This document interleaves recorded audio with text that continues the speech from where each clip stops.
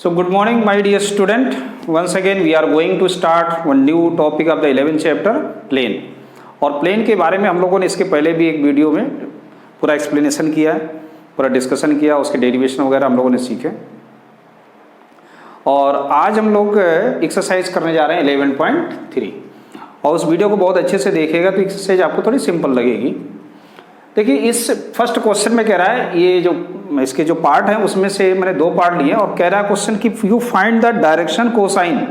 अब देखो समझ लीजिएगा, डायरेक्शन कोसाइन और डायरेक्शन रेशियो।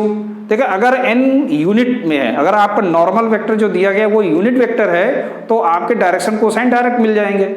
और अगर वो आपका केवल वेक्टर फॉर्म में है, केवल लिखा है नॉर्मल n वेक्टर में, तो आपको डायरेक्शन रेशियो मिलते हैं। जब रेशियो मिलते हैं तो गारंटी नहीं कि डी आपकी डिस्टेंस बताए, यानी कि जैसे हमने दो फॉर्मेट में पढ़ा है प्लेन की इक्वेशन, एक है r vector dot n cap equal to d, यानी ये अगर हम इसको डायरेक्शन इसको लेके जाएं कार्टेशियन फॉर्म में तो हम इसको लिखते हैं l x plus m y plus n z equal to p, जहाँ पी क्या है डिस्टेंस का काम करती है ना, यहाँ पी लिख सकते हैं। पी क्या है डिस्टेंस फ्रॉम ओरिजिन है। और लेकिन अगर ये इस फॉर्मेट में लिखा हुआ है एन वेक्टर में लिखा है, यूनिट वेक्टर यहाँ एन वेक्टर है, यहाँ डी लिखा है, तो डी सिर्फ एक के कांस्टेंट का काम करेगी, यहाँ ये डिस्टेंस नहीं है। यहाँ इसको अगर हम लोग कार्टेशियन फॉर्म में लिखें तो क्या लिखते हैं a x plus b y plus c z equal to d. और फिर जब इस फॉर्मेट में होगी तो मुझे इसको इसमें चेंज करना पड़ता है। चेंज करने के लिए हम लोग क्या करते हैं, under root a square B square c square से सभी में डिवाइड करते हैं। तो पहले यही चेक करते हैं, ये हमारा जो प्लेन दिया गया है ये किस तरह लिखते हैं, a o x plus 0x plus 0y plus z equal to 2। लेकिन ये तो पहले से ही आपको दिख रहा है कि ये l square m square plus n square already क्या आई है 1 है।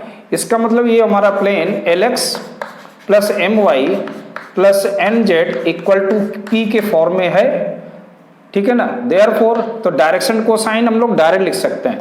सो डायरेक्शन, इसका जो डायरेक्शन कोसाइन बनेगा वो क्या आएगा 0,0,1 और डिस्टेंस फ्रॉम ओरिजिन डायरेक्ट आप पी की वैल्यू क्या बता सकते हैं 2। सो डिस्टेंस फ्रॉम ओरिजिन ये क्या आएगी 2 यूनिट। बात आई समझ में। तो ये डायरेक्ट आप लिख सकते थे क्योंकि ये पहले से ही एल एक्स एम वाई और एन जेड के फॉर्म में लिखा हुआ है। अब जैसे इस वेक्टर में बात करें तो क्या ये लिखा हुआ है, तो ये नहीं लिखा है, since l square plus m square plus n square that is not equal to 1, यहाँ 1 के इक्वल हो ही नहीं रहा है।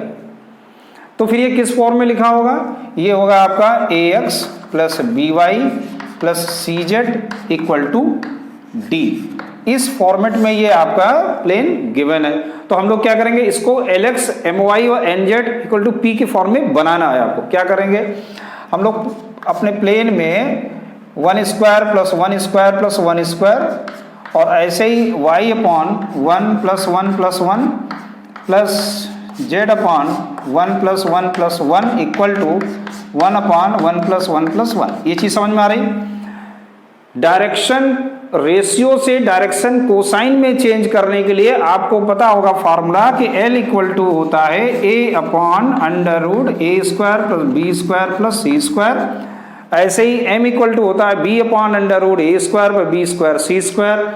ऐसे आपका n होता है c upon under root a square plus b square plus c square. वही यहाँ पर प्रोसेस अप्लाई किया गया तो ये बन गया है x अपॉन रूट 3। आप ऐसे भी लिख सकते हो 1 by root 3x plus 1 upon root 3y plus 1 upon root 3z equal to 1 by root 3। अब देखिए, अब ये आपका बन गया l x plus m y plus n z equal to p. अब हम लोग लिख सकते हैं डायरेक्शन कोसाइन क्या होंगे 1 by root 3 comma 1 by root 3 comma 1 by root 3। ये हो गए आपके direction cosine and distance from origin. Distance from origin 1 by root 3 unit. तो ऐसे आ गया आपका। तो यहाँ थोड़ा सा सावधानी रखनी है हमें, इन दोनों में बस ध्यान रखना है इसको, ठीक है ना। सो ऐसे आपके हो गए। चलिए नेक्स्ट पार्ट है, सो please notate it. So third part देखिए क्या है। थर्ड पार्ट में भी आप देख रहे हैं ना कि 2x है, 3y है, -z है। यहाँ पर a क्या है, 2 है, a 2 है, डायरेक्शन रेशियो दिए गए यहाँ पर, और b इक्वल टू 3 है और c इक्वल टू -1 है। बात आ रही समझ में। तो डायरेक्शन कोसाइन क्या होंगे इसके, तो डायरेक्शन कोसाइन बनेंगे 2/√4 + 9 + 1, 3/√4 + 9 + 1, -1/√4 + 9 + 1। ये बात समझ में आ रही, क्योंकि ये डायरेक्शन कोसाइन है। अब आपको एक चीज तो धीरे धीरे क्लियर हो रही है कि कौन से हमारे यूनिट वेक्टर है, कौन एन वेक्टर है, ठीक है ना। दोनों में डिफरेंस रखना है। और 2/√, कितना आ जाएगा 14, ये 3/√14 और ये -1/√14। तो ये तो हो गए आपके डायरेक्शन कोसाइन। एंड अब बात करते हैं हम लोग डिस्टेंस की।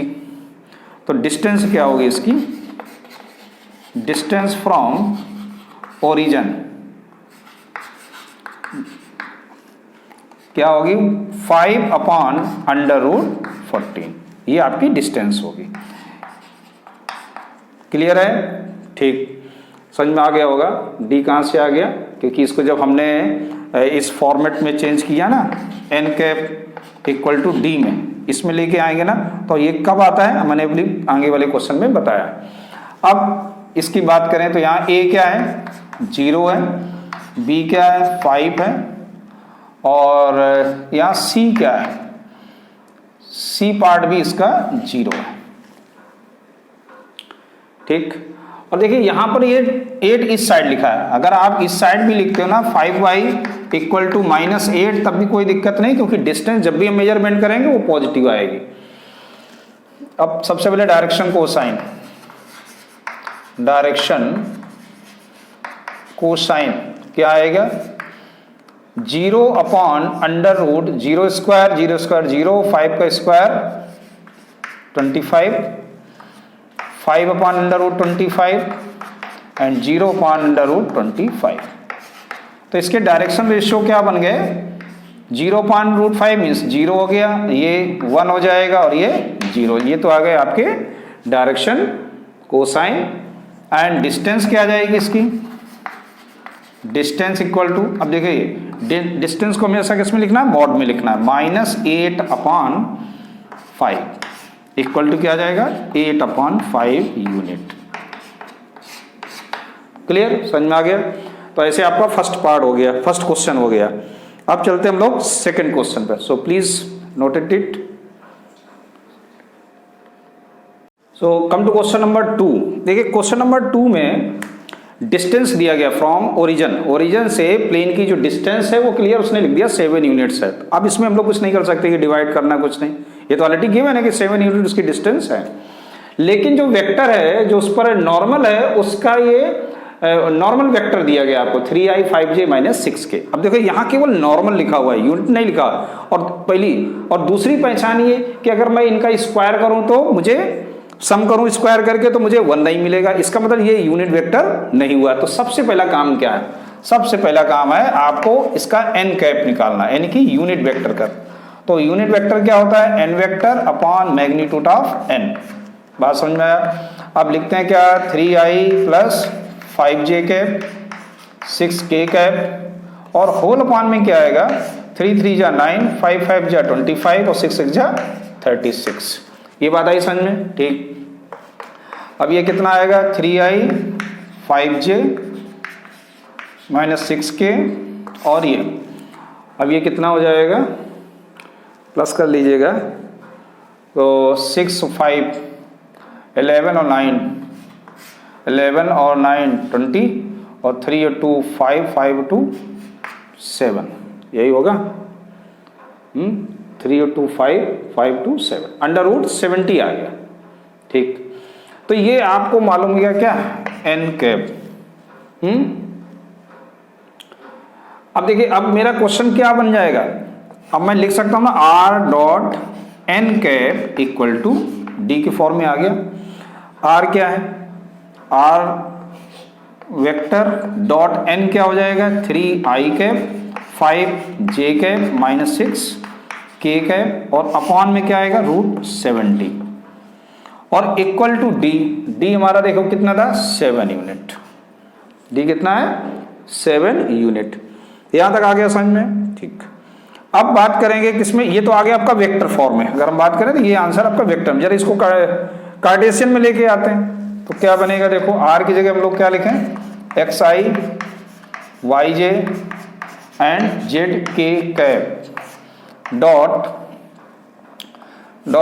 3i cap 5j cap minus 6k cap upon √70 और इक्वल टू में क्या है 7 है। अगर मैं √70 से मल्टीप्लाई कर देता हूं तो मुझे मिलेगा xi cap yj cap and zk cap dot 3i cap 5j cap minus 6k cap equal to 7/70। बात आ गई समझ में।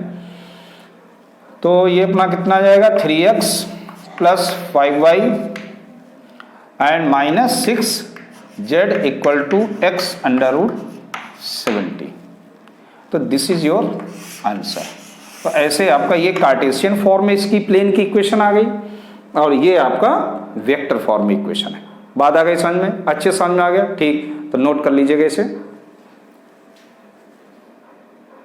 तो क्वेश्चन नंबर 3 में कह रहा है कि ये आपको 3 पार्ट इसमें दिए गए और इनको कार्टेशियन फॉर्म में केवल आपको लिखना है, वेक्टर फॉर्म में दिए गए। तो कार्टेशियन फॉर्म में लिखना बहुत ही आसान होता है।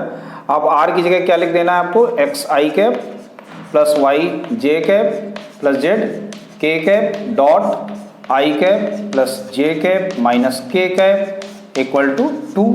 अब इनका डॉट प्रोडक्ट कराएंगे तो क्या आएगा x plus y minus z equal to 2। हो गया आंसर, है ना। That is very simple.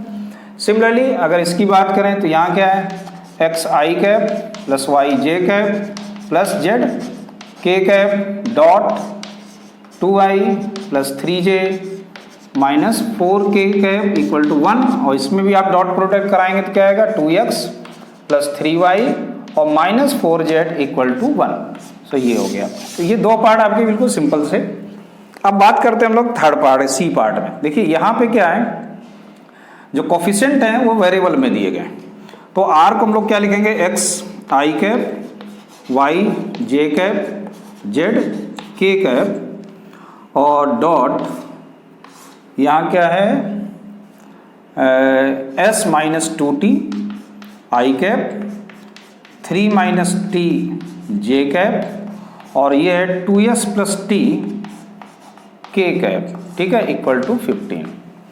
अब इनका जब डॉट प्रोडक्ट कराएंगे तो ये तो आपके कोफिशिएंट बनाएंगे ना x के साथ, तो ये क्या लिखेंगे s माइनस 2t x हो जाएगा प्लस 3 माइनस t y आ जाएगा और 3 माइनस t, ठीक है, और ये क्या आ जाएगा 2s प्लस t z आ जाएगा और इक्वल टू में क्या 15।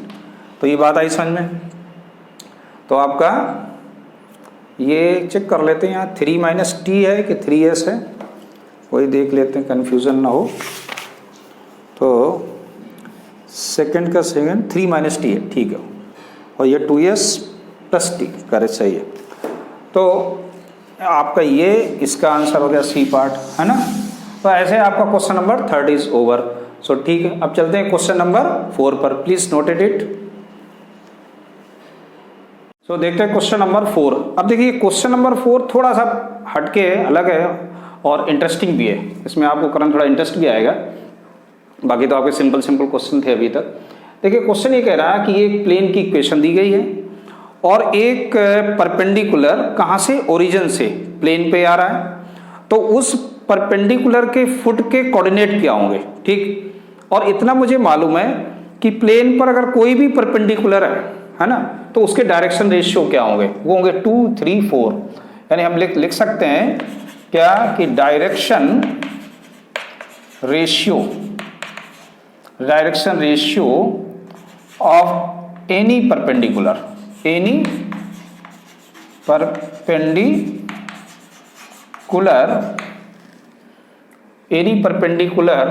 फ्रॉम एनी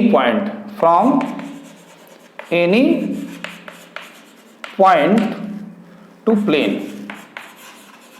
बात आई समझ में? किसी भी पॉइंट से आ रहा हो, चाहे वो ओरिजिन से आ रहा हो या किसी दूसरे पॉइंट से आ रहा हो, लेकिन परपेंडिकुलर होना। जिसे मान लें ये कोई प्लेन है और ये इस तरह से इस पर परपेंडिकुलर है, बात आएगी समझ में?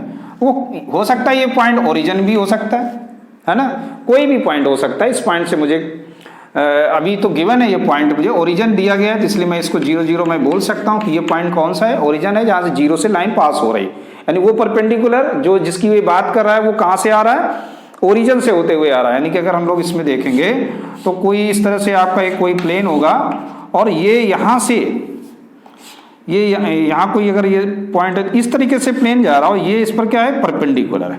बात आ रही समझ में? ठीक। तो डायरेक्शन रेशियोज के क्या होंगे, 2, 3, 4 ये होंगे। अब देखिए ये जो डायरेक्शन रेशियो है वो इस प्लेन के यानी कि इस परपेंडिकुलर के। और अगर मैं बात करूं कि ये जो लाइन है ना परपेंडिकुलर, इसकी इक्वेशन कर क्या होगी, तो इसके लिए मुझे इसकी डायरेक्शन चाहिए और इसकी डायरेक्शन क्या हो गई, सेम 2, 3, 4 जो प्लेन की डायरेक्शन है वही आपके लिए 2, 3, 4 इन इस लाइन की भी डायरेक्शन का काम करेगी। और ये लाइन आ कहां से रही है, 0, 0, 0 से आ रही है। तो हम लोग क्या निकालेंगे, इक्वेशन ऑफ अ परपेंडिकुलर, जो भी परपेंडिकुलर है उसकी इक्वेशन ऑफ ए परपेंडिकुलर क्या बनेगी। फार्मूला आपको मालूम है क्या होता है, x minus x1 upon a equal to y minus y1 upon b equal to z minus z1 upon c होता है। बात क्लियर है? ठीक। तो क्या आएगा, ये x माइनस x1 क्या है, 0 है, अपॉन a क्या है, 2 है, y माइनस ये 0 है, b क्या है, 3 है, z माइनस z1 0 है, अपॉन c क्या है, 4 है। तो इक्वेशन क्या बन गई, x upon 2 y upon 3 z upon 4। ये बात आई समझ में? ठीक। इसको हमने सेकंड नंबर दे दिया। अब थोड़ा सा समझना एक और रह गया कि अगर मैं लेट कर लूं कि ये जो फुट है ना, ये कोई फुट है, इसके कोऑर्डिनेट क्या होंगे, तो मैंने लेट कर लिए x1 y1 और इसके z1 इसके कोऑर्डिनेट होंगे। आप कुछ भी और लेट कर सकते हो, PQR लेट कर सकते हो, कुछ भी लेट कर सकते हो। तो हमने लेट कर लिया कि x1 y1 z1 that is a foot of the coordinate of the foot. Let x1 y1 z1 are foot of perpendicular, foot of perpendicular, इसके परपेंडिकुलर के ये फुट हो गए x1 y1 z। अब देखिए ये जो x1 y1 z1 है ये लाइन को भी सेटिस्फाई करेंगे और प्लेन को भी सेटिस्फाई करेंगे। therefore this point must be lie on plane। therefore आप प्लेन की इक्वेशन अगर ये सेटिस्फाई करेंगे तो क्या बन जाएगा, 2x1 plus 3y1 plus 4z1 equal to 12। This is ये फर्स्ट था, ये second. and this point also be lie on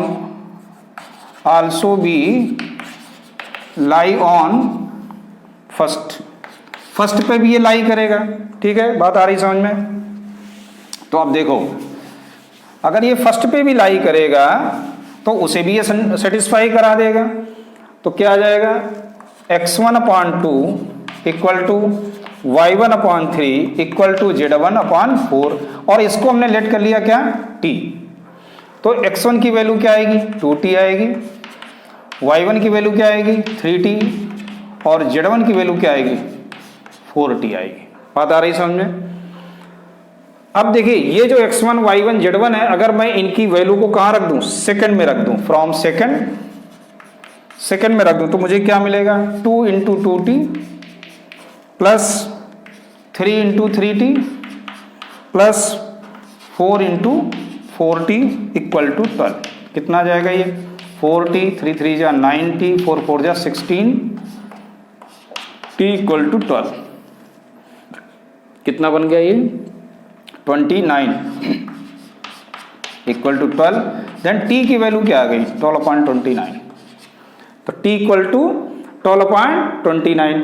तो कोऑर्डिनेट और फुट क्या थे हमारे x1 y1 z1 और x1 क्या है 2t है 3t है ये है। तो देयरफॉर x1 की वैल्यू क्या आ गई रख दीजिए तो क्या आएगा 24/29। y1 क्या आ जाएगा 36/29 और z1 क्या आ जाएगा 48/29। तो आपके कोऑर्डिनेट क्या आ जाएंगे फुट के 24/29, 36/29 एंड 48/29 ऐसे आपके कोऑर्डिनेट निकल आए।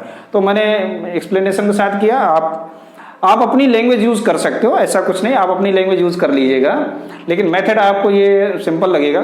तो चलते हैं नेक्स्ट पार्ट पे। सो कम टू क्वेश्चन नंबर 4।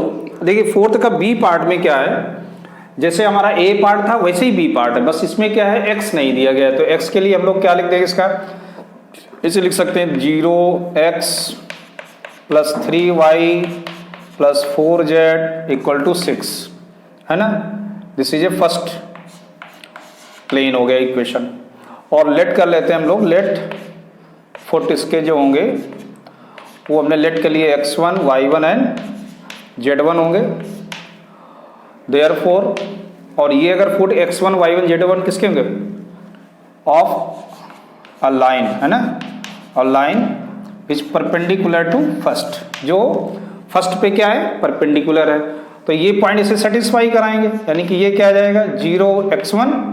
अब इसको लिखो चाहे नहीं लिखो रहने दो, 0 है तो ये क्या आ जाएगा 3y1 plus 4z1 equal to 6, second number. And direction ratio,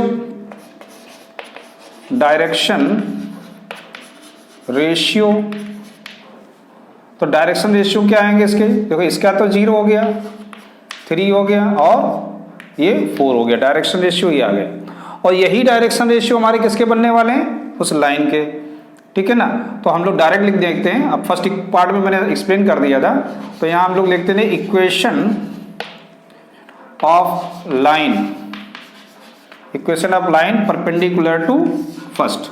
जो फर्स्ट पे परपेंडिकुलर है उसकी इक्वेशन क्या बनेगी x माइनस, और कहाँ से ओरिजिन से आ रहा है तो x minus 0/0 equal to y minus 0/0, 0 है नहीं y का तो 3 गिवन है, इक्वल टू z माइनस 0/4। सो अब ये हमारी इक्वेशन बन के आई x/0 y/3 एंड z/4। बात आ रही समझ में, ये सेकंड इक्वेशन आ गई। अब देखिए सिंस जो फुट है ना, ध्यान देना, since foot lie on second पर लाई करेगा, सो देयरफॉर तो इसको ये इसके जो फुट होंगे ना x1 y1 z1 वो इसे भी सेटिस्फाई करेंगे। तो ये क्या आएगा x1/0 equal to y1/3 equal to z1/4 equal to क्या लेट कर लें से t। तो x1 की वैल्यू क्या आ गई 0 आ गई, y1 क्या हो गया 3t हो गया और z1 क्या हो गया 4t हो गया। अब ये जो x1 y1 और z1 की वैल्यू है ये सेटिस्फाई किसे कराएगी जाके सेकंड वाले प्लेन को, क्योंकि हमने सेकंड प्लेन को में हमने पॉइंट रख रखे हैं। तो from second 3 into 3t plus 4 into 4t equal to 6, यानी कि 9t plus 16t equal to 6 और 25t equal to 6, then t equal to 6/25। तो t की वैल्यू आ गई। तो देयरफॉर जो इसके फुट बनेंगे वो क्या आएंगे, foot of a line perpendicular to क्या 1, जो 1 के परपेंडिकुलर है उसके फुट क्या बन जाएंगे, वैल्यू रख देंगे तो ये आएगा 0 कॉमा, यहाँ रखेंगे तो क्या आएगा 6 3 जा 18/25 कॉमा और 4 6 24/25 ऐसे करना है। तो रिमेनिंग पार्ट भी आप लोग कर लेंगे। हमने 2 पार्ट आपको करके दिखा दिए।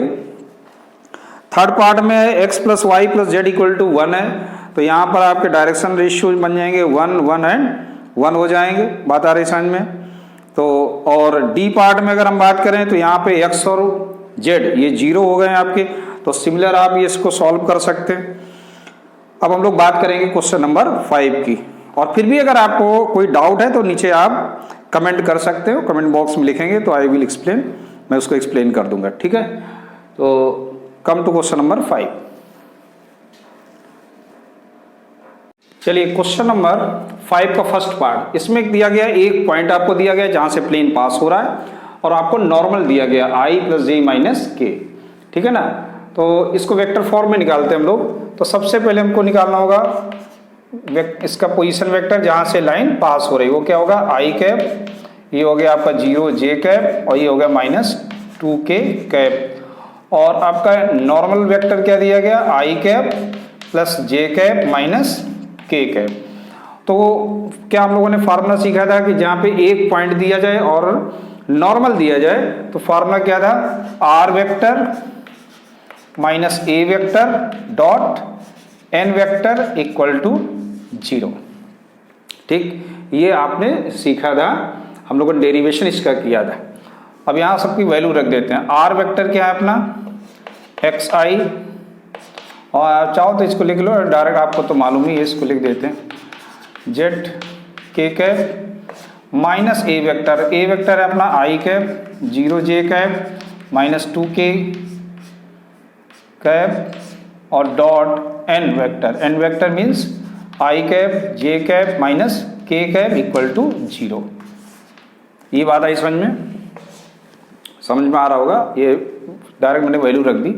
अब आपको इसको सॉल्व करना है, तो ये कितना आ जाएगा देखिए, xi और माइनस है ये, है ना, डॉट प्रोडक्ट तो हो नहीं रहा, केवल आपको डायरेक्ट माइनस करना है, तो ये माइनस होगा, है ना, माइनस हो जाएगा ना, x -1 आ जाएगा ना i कैप, और ये कितना आ जाएगा y j कैप हो जाएगा, और ये कितना हो जाएगा z + 2k कैप आ जाएगा। ये आया dot i cap + j cap -k cap = क्या आ गया 0। बात आई समझ में? सिंपल क्वेश्चन है। अब इन दोनों का डॉट प्रोडक्ट कराएंगे तो क्या बन जाएगा, x -1 प्लस y, और ये आ जाएगा -z + 2 = 0। तो इक्वेशन क्या बन जाएगी, x + y -z, और ये -1 है और ये -2 = क्या जाएगा, ये 3। तो ऐसे आपकी इक्वेशन आ गई प्लेन की। और अगर आप वेक्टर फॉर्म में लिखेंगे तो r की जगह आप r लिखा रहने दीजिएगा, और इसको आप जैसे लिखते हैं। चलिए वेक्टर फॉर्म में अगर आपको करना है तो कैसे करना था, देखो वेक्टर फॉर्म की अगर बात करें तो हम लोग उसको ब्रेक कर देते हैं, r vector dot n vector = a vector dot n vector, इस फॉर्म में लिख देंगे। तो r वेक्टर डॉट और n आपका है i cap + j cap -k cap = अब a डॉट n निकालेंगे आप। a क्या था अपना i cap + 0 j cap -2k cap, और ये अपना n क्या है i cap + j cap -k cap. अब इसका डॉट प्रोडक्ट कराएंगे तो क्या आएगा, 1 आएगा, ये तो 0 हो जाएगा, और ये माइनस प्लस यानी कि 2 हो जाएगा। तो आपका आंसर आ गया r dot i cap + j cap -k cap = 3। तो ये वेक्टर फॉर्म हो गया। हालांकि इसको मैं पहले कर लेता तो और सिंपल हो जाता, डायरेक्ट मैं x की यहाँ r की वैल्यू रख देता, डॉट प्रोडक्ट कराता तो डायरेक्ट आंसर ये मुझे मिल जाता। ठीक है, मैंने पहले कार्टेशियन कर दिया, कोई बात नहीं। सो समझ में आ गया। तो come to next part, b part. So second part भी फर्स्ट पार्ट की तरह ही है। इसमें भी हमने इसको ए लेट कर लेंगे, i cap + 4 j cap + 6 k cap, और n कैप हमको मालूम ही है, फार्मूला क्या लगा देंगे, r vector dot n vector = a vector dot n vector. Direct हम लोग पहले वेक्टर फॉर्म ही निकाल लेते हैं। तो r vector dot n vector हमारा क्या, i cap -2j cap n + k cap है, और a वेक्टर अपना हो गया I cap plus 4j cap plus 6k cap, और n vector I cap minus 2j cap plus k cap. इन दोनों को सॉल्व करेंगे तो आएगा 1 माइनस 8 प्लस 6, और ये जैसा है वैसे ही रहेगा क्योंकि अभी हम लोग वेक्टर फॉर्म में चल रहे हैं। तो ये कितना आ जाएगा, इसको सॉल्व कर लेते हैं। 6 और 1 7, तो ये आ जाएगा -1। तो हम लोग लिख देंगे r vector dot i minus 2j plus k plus 1 equal to 0। तो ये किस फॉर्म में आ गया, वेक्टर फॉर्म में इक्वेशन आ गई प्लेन की। और इसको कार्टेशियन में करना है तो अब ये आसान हो जाएगा, x i cap y j cap plus z k cap dot i cap minus 2j cap plus k cap plus 1 equal to 0। Multiply करेंगे, डॉट प्रोडक्ट करेंगे तो क्या आएगा, x minus 2y plus z plus 1 equal to 0। तो ये simple हो गया आपका। तो आप पहले वेक्टर फॉर्म में निकाल लीजिए, फिर उसको कार्टेशियन में कर दीजिए। तो ये था आपको question number 5। So come to question number 6। So come to question number 6। Question number 6 में आपको 3 पॉइंट्स गिवन है, और ये 3 पॉइंट से आपको इक्वेशन बतानी है कि इसे एक प्लेन की इक्वेशन क्या बनेगी। तो हम लोगों ने एक फार्मूला पढ़ा था, determinant form x minus x1, x2 minus x1 and x3 minus x1, y minus y1 और y2 minus y1 and y3 minus y1 और z minus z1, z2 minus z1 and z3 minus z1 that is equal to 0। इस फॉर्मूले का use करके हम लोग equation of plane find out करते हैं। अगर आपको 3 पॉइंट गिवन है, वैल्यू रख देते हैं। x माइनस x1 क्या है, 1 है। x2 क्या है, 6 माइनस 1 हो जाएगा, और ये -4 -1 हो जाएगा। y में चलते हैं, y माइनस y1 क्या है, 1 है। फिर क्या है, 4 माइनस 1 है, और फिर -2 -1 है। z में क्या है, z ये -1 दिया गया तो क्या हो जाएगा, +1 हो जाएगा, और फिर -5 +1 हो गया, और 3 +1 हो गया इक्वल टू 0। अब इसको सॉल्व करेंगे, क्या आएगा, x माइनस 1 ये 5 आ जाएगा, और -5 ये आ गया, y माइनस 1 3 हो गया, -3 हो गया, और ये z plus 1 -4 and 4 equal to 0। हम लोग एक प्रॉपर्टी लगा देते हैं डिटरमिनेंट की कि मैं क्या करूँगा, R3 को रिप्लेस करता हूँ किससे, R3 प्लस R2 से, R3 प्लस R2 से, यानी कि R3 में R2 को प्लस कर देंगे तो देखो क्या मिलता है, ये आ जाएगा आपका 5 3 -4, और ये सब क्या हो जाएंगे, देखो 0, इनको प्लस करेंगे तो क्या आएगा, 0 0 0 इक्वल टू क्या, 0। अब देखिए, अगर ये प्रॉपर्टी होती है डिटरमिनेंट की, if any one row is 0 यानी होल डिटरमिनेंट विल बी 0, इसका मतलब 0 इक्वल टू 0। अब इसका लॉजिक क्या हुआ, 0 0 आ गया, इक्वेशन तो बनी नहीं। It means this means that the plane is not fixed by given point ऐसे आपको आंसर लिखना है, बिकॉज पॉइंट्स, ये कंडीशन तभी बनेगी जब आपके पॉइंट्स क्या होंगे, कोलिनियर होंगे। This because points are collinear, बात आई समझ में, क्योंकि पॉइंट्स के कोलिनियर है। और ऐसे ही आप जब सेकंड पार्ट करोगे तो अगर नहीं आएगा तो सॉल्व होगा, है ना। सेकंड पार्ट, चलिए सेकंड पार्ट भी करते हैं हम लोग, तो नोट करिए ऐसे। बात करते हैं हम लोग सेकंड के 6 के सेकंड पार्ट की, है ना। ये भी फर्स्ट पार्ट की तरह है, और इसमें देखते हैं पॉइंट कोलिनियर होते हैं नहीं। तो हम लोग फार्मूला लगाते हैं x माइनस x1, और फिर क्या आ जाएगा, x2 minus x1 and x3 minus x1। ये क्या बनेगा, y माइनस y1, फिर 2 माइनस 1 और 2 माइनस 1, ये ना 2 माइनस 1। फिर क्या आएगा, z माइनस z1 ये क्या है आपका 1, तो 1 माइनस 0, यहाँ क्या है -1, तो ये 0 इक्वल टू 0। ये बात आई समझ में? चेक कर लीजिएगा, 2 माइनस 1, ठीक। सॉल्व करते हैं इसको, क्या आएगा, x minus 1 0 -3, y minus 1 1 1 and z 1 -1 and 0। अब डिटर्मिनेंट मेथड से हम लोग इसको सॉल्व करेंगे। तो पहले हम लोग क्या लेंगे, x माइनस 1, इससे related row and column cancel, cross में क्या आएगा इसका -1 एंड -1, फिर आएगा माइनस, और ये क्या बनेगा, इससे related row and column cancel, क्या आएगा, ये 0 और ये हो जाएगा 0 और ये +3 प्लस z। समझ में आ रहा होगा कैसे सॉल्व में कर रहा हूँ, पता है ना? जो रिलेटेड रो एंड कॉलम हम लोग क्रॉस मल्टीप्लिकेशन में कर चुके हैं। 1 का इंटू 0 में 0 आया, 3 बन जाए 3, तो प्लस का 3 इक्वल टू 0।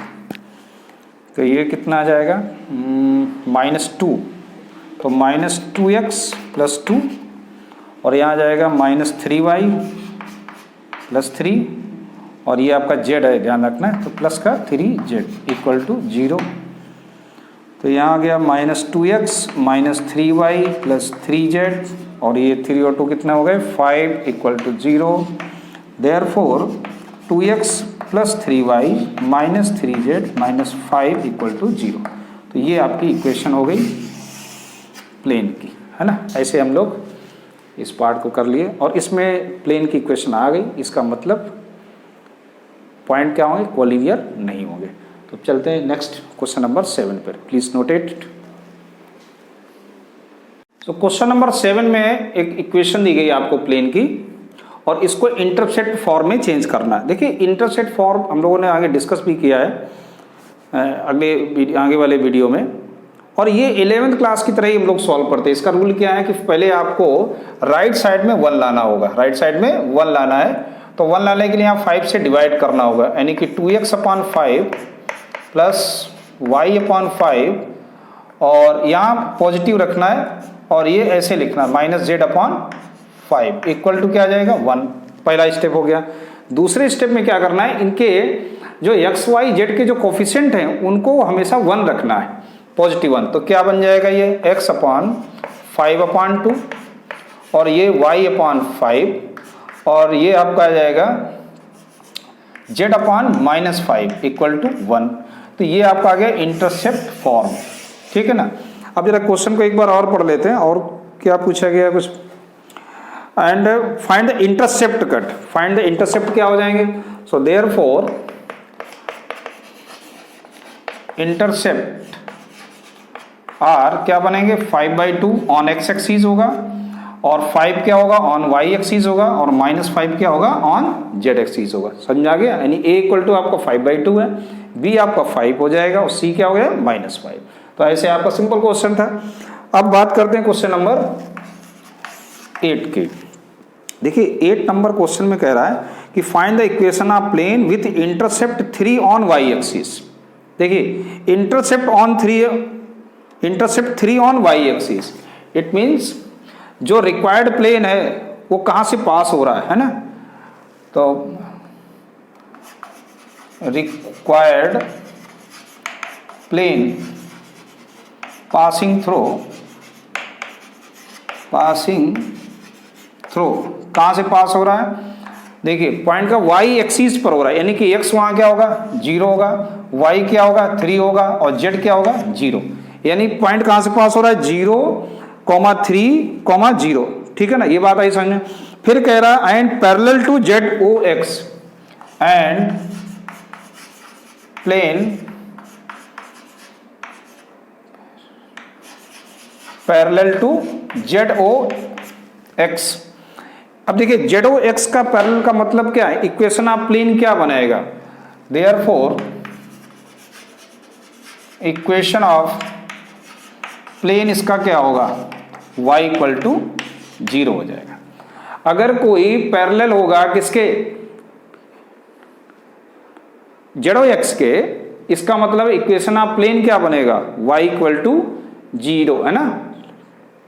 यहाँ तक समझ में आया। अब देखिए इसके हम लोग डायरेक्शन रेशियो निकालेंगे, direction ratio of y equal to 0 के, direction ratio of normal, any normal है ना, any normal to plane y equal to 0। इसके डायरेक्शन रेशियो क्या आएंगे, इसके डायरेक्शन रेशियो आपके बनेंगे 0, 1, 0। बात आ गई समझ में।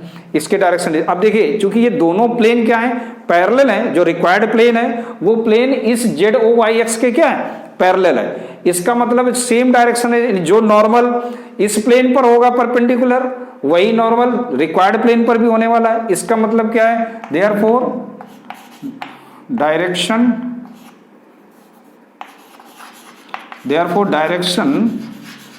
Ratio of required plane same होगा क्या, 0, 1, 0, यही होगा ना। अब इक्वेशन ऑफ प्लेन, तो इक्वेशन ऑफ प्लेन क्या होती है, a x minus x1 plus b y minus y1 plus c z minus z1 equal to 0। Cartesian form में अगर कोई एक पॉइंट दिया जाए और डायरेक्शन रेशियो दिया जाए तो ये आपका फॉर्मूला होता है।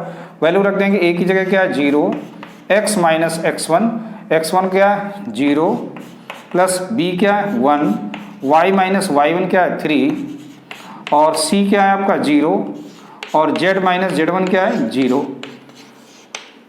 याद आया समझ में। तो ये सब तो 0 हो जाएंगे, क्या बचेगा y minus 3 equal to 0, therefore y equal to 3। तो ये आपकी इक्वेशन आ गई प्लेन की। बात आ गई समझ में। तो ऐसे आपको क्वेश्चन नंबर 8 कंप्लीट हुआ। अब बात करते हैं क्वेश्चन नंबर 9 की। So please noted it. तो हम लोग बात करते हैं क्वेश्चन नंबर 9 की। देखिए 9th क्वेश्चन में क्या है, दो प्लेन आपको दिए गए और एक तीसरा प्लेन आपको निकालना है जो इन दोनों प्लेन के इंटरसेक्शन, जहां दोनों इंटरसेक्ट करते प्लेन वहां से पास हो रहा हो, और एक पॉइंट आपको दिया है जहां से प्लेन पास हो रहा है 2 to 1, ये पॉइंट भी उस प्लेन पर लाई करेगा। तो सबसे पहले हमको इक्वेशन लिखनी होगी, है ना।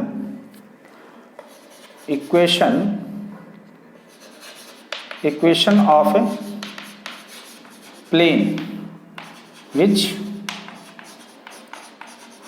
passing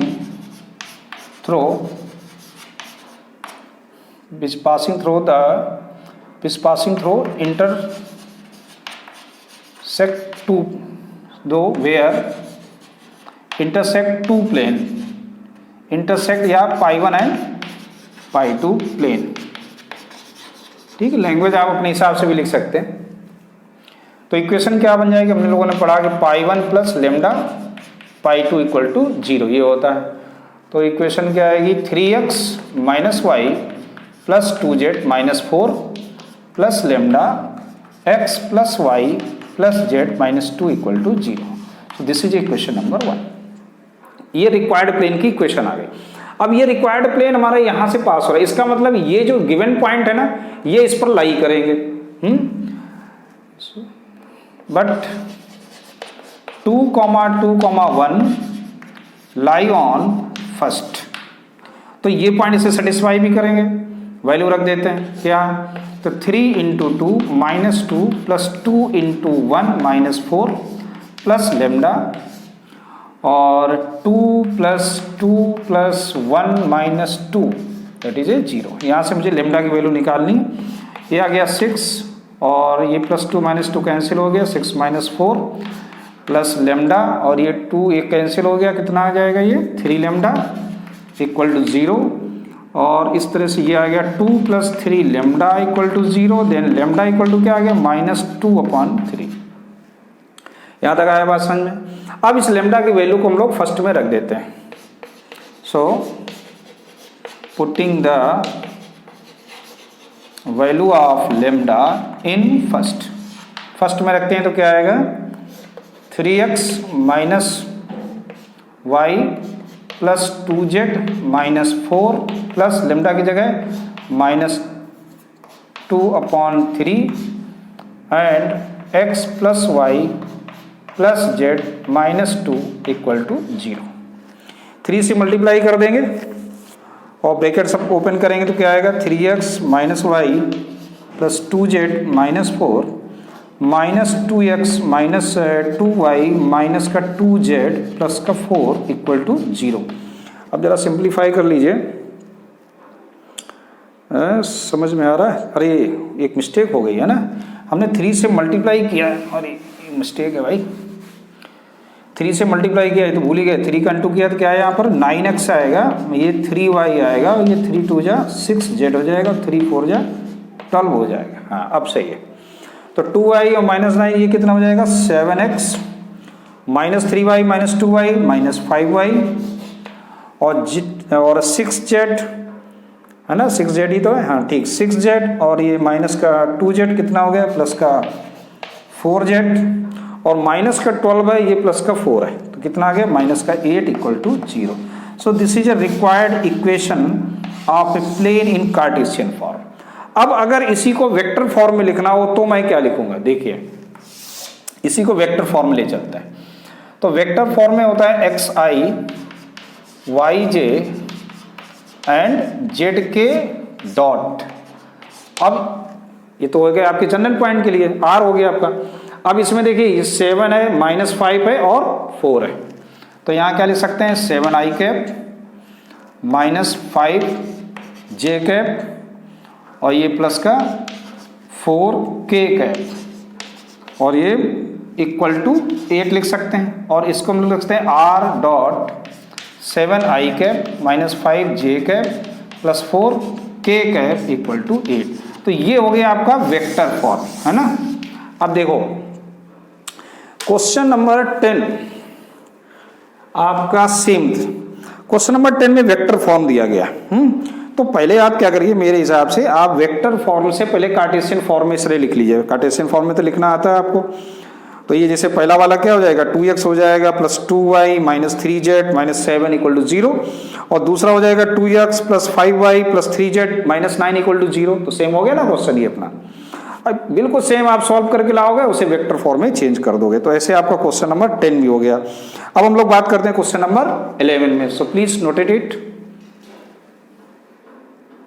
तो क्वेश्चन नंबर 11 क्या कह रहा है, एक बार पढ़ लेते हैं। क्वेश्चन नंबर 11 कह रहा है कि find the equation of the plane passing through the line of intersection of the plane. यानी क्वेश्चन तो सेम है हमारा, जैसे आपने 9th और 10th की है वैसे ही है। वहां पॉइंट दिया गया था, यहाँ पॉइंट की जगह क्या दिया गया, पॉइंट जगह दे रहा है कि which is perpendicular to plane x minus y plus z equal to 0। देखो लेमडा निकालने के लिए कुछ ना कुछ तो चाहिए मुझे। जैसे पहले वाले में लेमडा निकालने के लिए पॉइंट दे दिए गए, ठीक है ना।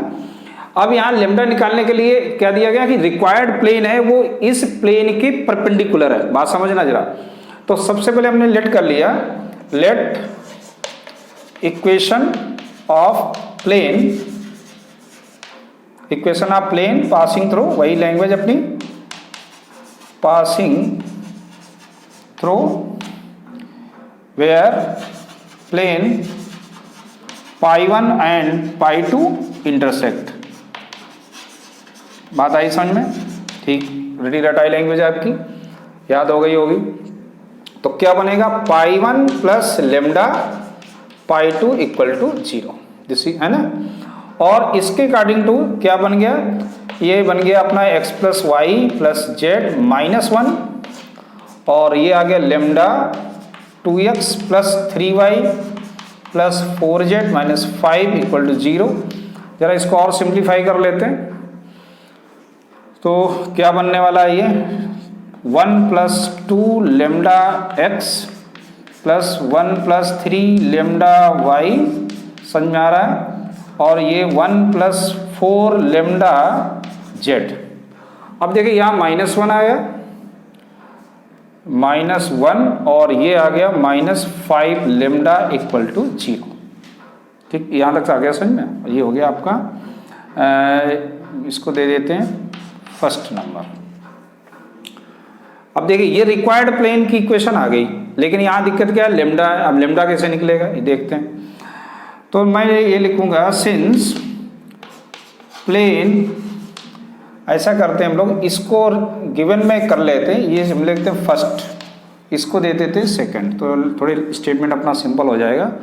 Plane first and second are perpendicular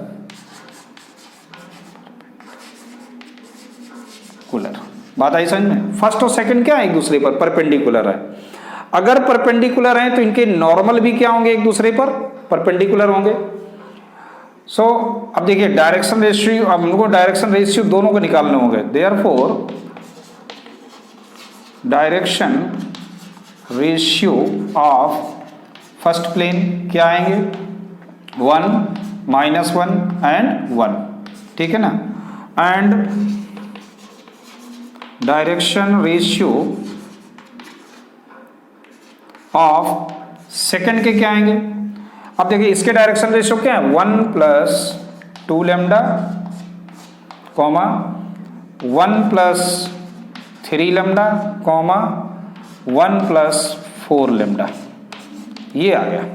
यहां तक आया समझ। अब देखो कंडीशन मालूम मुझे, अगर दो प्लेन आपस में परपेंडिकुलर हैं तो उनके जो नॉर्मल है वो भी आपस में क्या होंगे, परपेंडिकुलर होंगे। सो सिंस ये तो मैं लिख चुका हूं, इसके लिए ये लाइन आएगी कि दोनों ये क्या है, परपेंडिकुलर हैं। Therefore 1 + 2 lambda × 1 + 1 + 3 lambda × -1 and 1 + 4 lambda × 1 equal to क्या होगा, 0। यानी कि मालूम है ना a1 a2 + b1 b2 + c1 c2 equal to 0 से। तो ये बन गया 1 + 2 लैम्डा और -1 - 3 लैम्डा और 1 + 4 लैम्डा इक्वल टू 0। तो 2 लैम्डा 4 लैम्डा कितना हो गया, 6 6 - 3 कितना हो गया, 3 लैम्डा। ये 1 से 1 कैंसिल, 1 1 बचा इक्वल टू 0। देन लैम्डा की वैल्यू क्या आ गई, -1/3। यहां तक आ गया बात समझ में। अब इस -1/3 की वैल्यू को हमको प्लेन में रखना होगा। चलिए कहीं भी रख दीजिए, चलो रखते हैं कहीं, भाई जगह थोड़ी सी करनी पड़ेगी।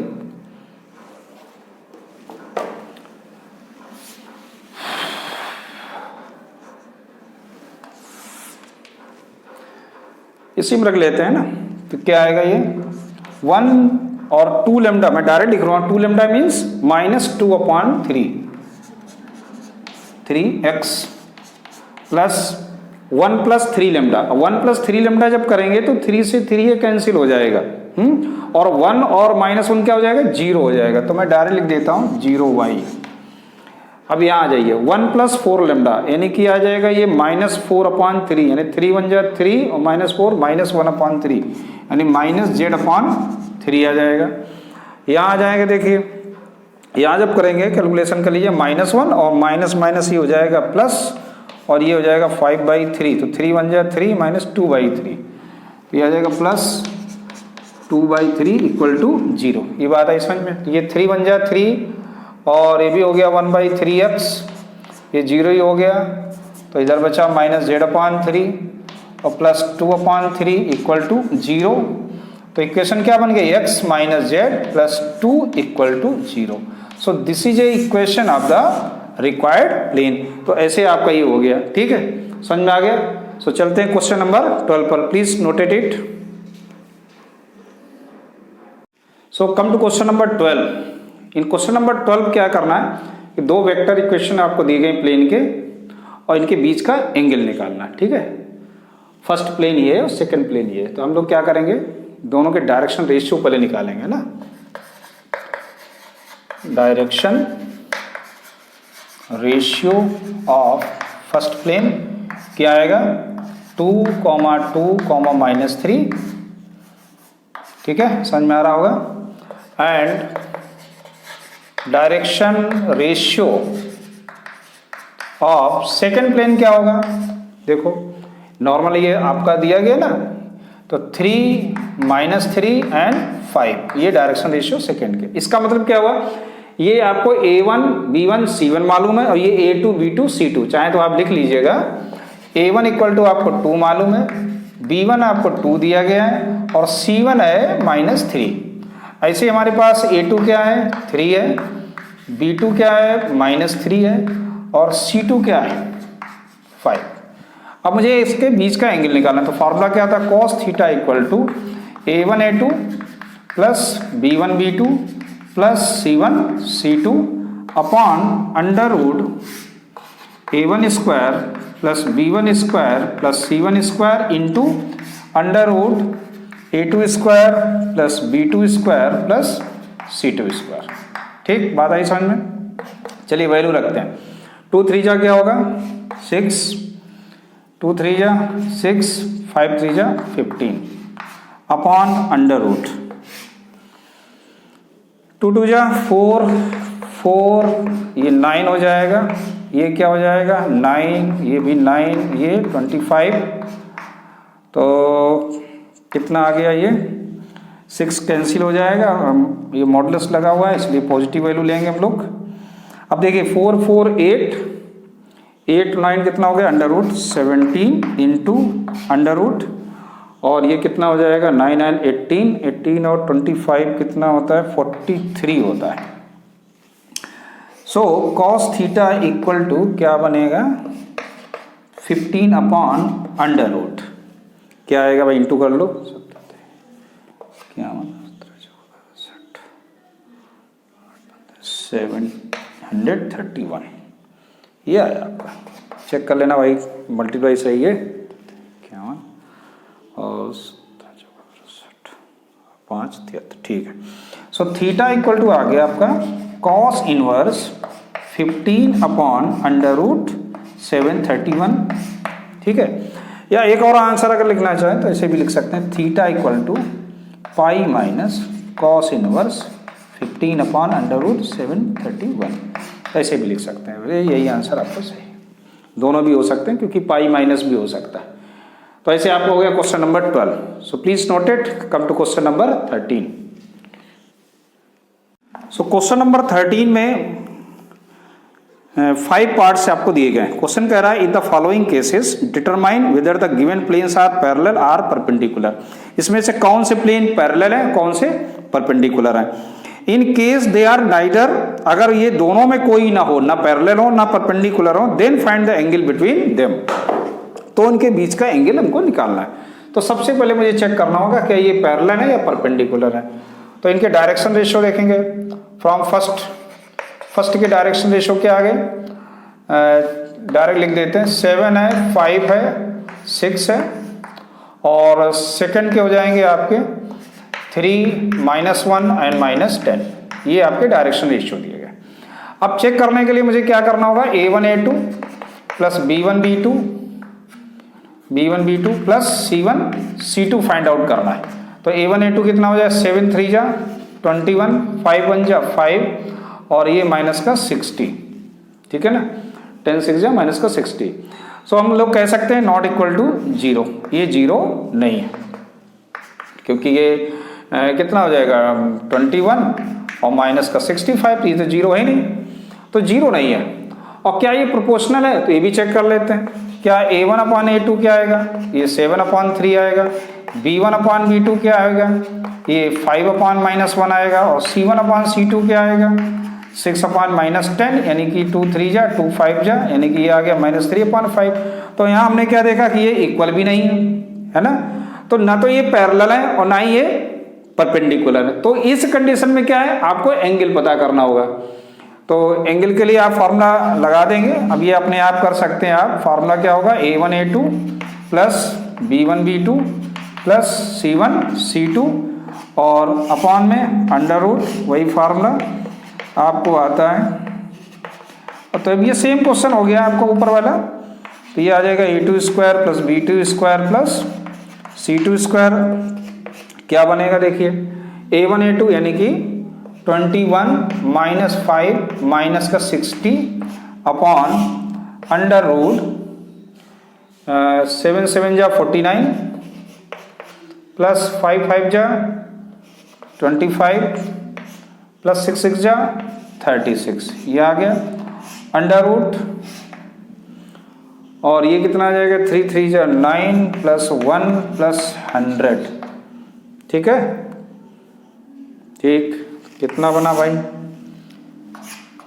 सो कॉस थीटा इक्वल टू 21 और -65, 21 -65 अपॉन अंडर रूट ये कितना आएगा देखो, ऐड करो भाई, 9 और 5 14, 9 और 5 14 और 6 20 और 3 और 2 5, 5 2 7, 7 और 4 11, 110 आ गया। और इनटू ये कितना आ जाएगा 110, ये भी आ जाएगा, डालसो भी 110। तो क्या आ जाएगा भाई, कॉस थीटा इक्वल टू, इसको भी माइनस कर लो तो यहाँ आ जाएगा 4 और 6 - 2 4 और पॉजिटिव ही रहेगा, तो अपॉन 110 आ गया, क्योंकि ये तो ये बन गया आपका कॉस थीटा इक्वल टू 22/2 जा, यानी कि 11 2 जा भी हो जाएगा ये। तो कॉस थीटा की जो वैल्यू आई वो आ गई 2/5, देयरफॉर थीटा इक्वल टू क्या आ गया, कॉस इनवर्स 2/5। एक एंगल तो ये आ गया, एंड दूसरा एंगल क्या हो सकता है, theta equal to pi minus cos inverse 2/5। तो ऐसे आपका एक पार्ट हुआ, ए पार्ट है ना। अब चलते हैं दूसरे पार्ट पर भी हम लोग थोड़ा डिस्कस कर लेते हैं, प्लीज नोट इट।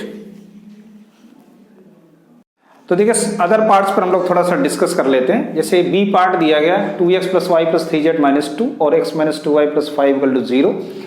तो यहाँ पर अगर अपन कंडीशन देखें तो a1 क्या है, यहाँ पर हम डायरेक्ट में लिख रहा हूँ, तो a1 क्या है अपना 2 × 1 + 1 × -2 + -2 × z है ही नहीं तो 0 हो जाएगा। तो ये क्या कंडीशन बनेगी, तो 2 और ये -2 and that is 0, so that is 0।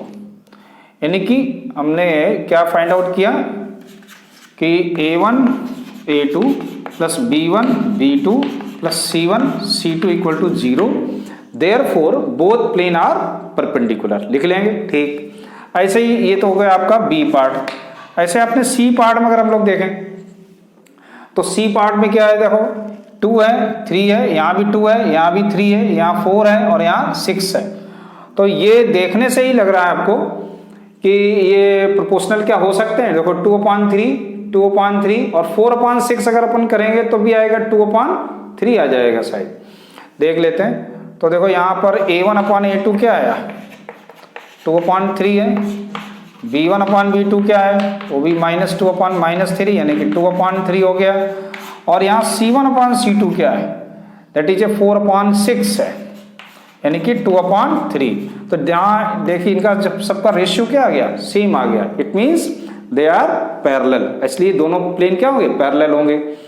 ऐसे ही डी की बात करें, डी में देखिए क्या 2/2 है, -1/1 3/3, तो ये भी क्या है, प्रोपोर्शनल है, ठीक है ना। तो ये दोनों आपके क्या हो गए, पैरेलल हो गए, ये आपका परपेंडिकुलर हो गया। थर्ड में की बात करते हैं ना, ये भी हो गया आपका क्या, पैरेलल हो गया। अब बात करेंगे डायरेक्ट हम लोग ई की, सिंपल क्वेश्चन है। इसमें ई में देखते हैं क्या आएगा, a1 a2 + b1 b2 + c1 c2, ये क्या निकलेगा। तो इसमें आ रहा है ये 4 × 1, इसमें x तो है ही नहीं आपका, है ना, तो क्या आ जाएगा, ये 4 आ जाएगा। 8 × 1 दैट इज 8 और यहाँ 1 × z यानी 1, सो दैट इज 4 और 8 13, नॉट इक्वल टू 0। ये 0 नहीं हुआ, इसका मतलब इनके बीच का एंगल हमें निकालना पड़ेगा, क्योंकि ना तो ये परपेंडिकुलर हुए और ना ही ये पैरेलल होंगे, क्योंकि देख लो भाई 4/, ये तो है ही नहीं, 0 है। तो हम लोग निकाल देते हैं cos theta equal to a1 a2 b1 b2, तो हम लोग निकाले ये कितना है, डायरेक्ट लिख देते हैं 13/√, कितना भाई, हम लोग लास्ट पार्ट कर रहे हैं, ध्यान रखना। तो 4 4 जा 16, 8 8 जा 64 और +1 इंटू दूसरे वाले के चलते हैं, क्या आएगा, एक तो 0 है +1 तो भाई कितना आ गया 13/, प्लस कर लो इनको, तो कितना बनना है 6 और 4 और ये 6 1 7 80, √81 आ गया और ये √2 आ गया। तो यहाँ पर आ गया ये 13/9√2 आ रहा है। ये 13 पे डाउट है, 13 से फिर से चेक कर लेंगे। ई हमारा सही है ना, 4 × 0 है, ओके।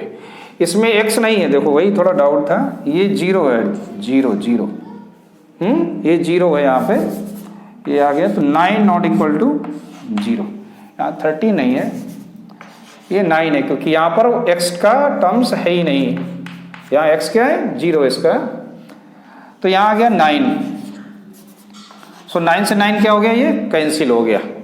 अब तो बन गया cos थीटा इक्वल टू क्या आ गया, 1/√2 आ गया। तो थीटा की वैल्यू क्या हो गई यहाँ पर, π/4 दूसरी, एंड और क्या हो सकता है, पाई माइनस π/4 भी थीटा हो सकता है, यानी कि 3π/4 भी हो सकता है। तो आपके आंसर यहाँ दो हो गए क्या, एक तो π/4 है, एक 3π/4 है। तो ऐसे आपका क्वेश्चन नंबर 13 पूरा हो गया। अब हम लोग लास्ट क्वेश्चन पर चलते हैं, क्वेश्चन नंबर 14 पे। So please noted it. So question number 14 में डिस्टेंस निकालना है, एक दिया गया पॉइंट और प्लेन की इक्वेशन मालूम है, और एक पॉइंट दिया गया, यहाँ से इस प्लेन की डिस्टेंस पता करना है। और इसमें टोटल आपको 4 पार्ट दिए गए क्वेश्चन में, और मैंने एक पार्ट केवल लिया और सारी पार्ट आपके सिमिलर हैं, एक जैसे हैं। तो देखो डिस्टेंस का हम लोगों ने फार्मूला क्या होता है ना, फार्मूला देखते हैं, d equal to,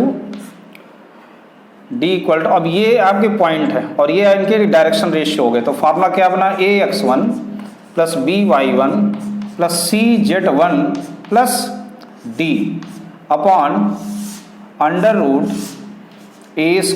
plus b² plus c², ये फार्मूला होता है। अब इस फार्मूले में रख देंगे a की जगह क्या, 2 × 3 -1 × -2 प्लस 2 × 1 प्लस 3 अपॉन √ और ये कितना 4 प्लस 1 प्लस 4, तो कितना आएगा ये देखो, 3 × 2 = 6, ये आ गया 2 प्लस 2 प्लस 3 अपॉन √9। तो ये कितना आ जाएगा, 6 और 4 10 और 3 13 अपॉन 3, ठीक, यूनिट। तो ये आपकी डिस्टेंस आ गई। तो सिमिलर अदर पार्ट्स जो आपके रिमेनिंग 3 पार्ट्स हैं वो भी सेम है, करेंगे। फिर भी अगर आपको कोई डाउट है तो नीचे आप कमेंट में लिख सकते हैं। तो आप प्रैक्टिस करिएगा। Okay, thank you.